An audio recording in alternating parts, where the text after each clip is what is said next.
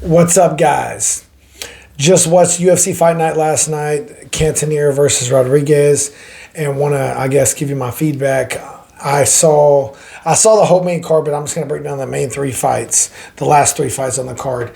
It was Edmund Chavazian versus, I forgot the guy's name, but definitely a little bit of a mismatch.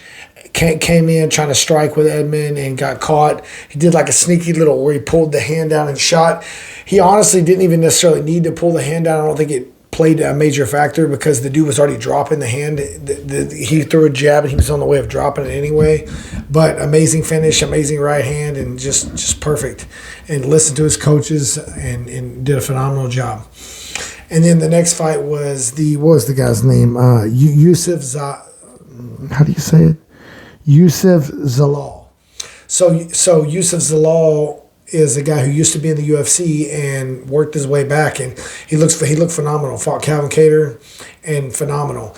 Constant switching of stances, constant feints, just everything you need to do as a striker, especially more of a counter guy because Kattar was coming forward a lot more, and did a really good job of constant feints, basically just stifled the majority of Kattar's offense. He didn't throw because he was constantly fading. He was constantly switching stances. Very similar to the way Rodrigues just did with Sean Strickland. Just, probably a little more technical than Rodrigues was. But the Zalal dude Youssef Zalal is very good. Very good fighter.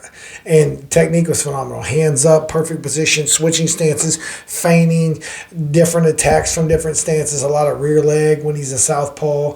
And oftentimes, just like a lot of these orthodox fighters that have been switching a lot, he wasn't really looking for a major attacks as an orthodox fighter either. As a southpaw. He was just switching strictly for 10 or 15 seconds and then coming back to defense a lot of the time as well. So very good performance for him, and look forward to seeing him down the road for sure. He just beat Kattar, who was ranked number 10, so now he's in the top 10, so congrats to him. And then the main event was Jared Cannonier versus Gregory Rodrigues. And both really good fighters, both great fighters. And Rodrigues had a hell of a first round, come out, dropped Cannonier a couple times and landed some big shots, but Cannonier weathered the storm and the fast, I say fast twitch. Cantaneros is a prime example. I was going to say the fast twitch guy, Rodrigues, gassed out, but Cantaneros fast twitch. That's why it's hard for me to ever buy into that philosophy of fast twitch athletic people gassing out are always the case, because there's plenty of cases where people that are fast twitch athletes, like Cantaneros is a prime example of that, of not gassing out.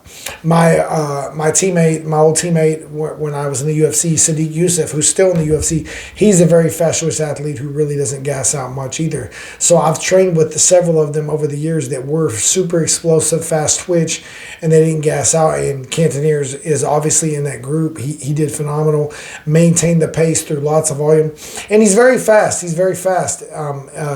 Gregory was probably a bigger puncher. That's why it's cautious trading with these people. And Cantaneros found that out in the first round.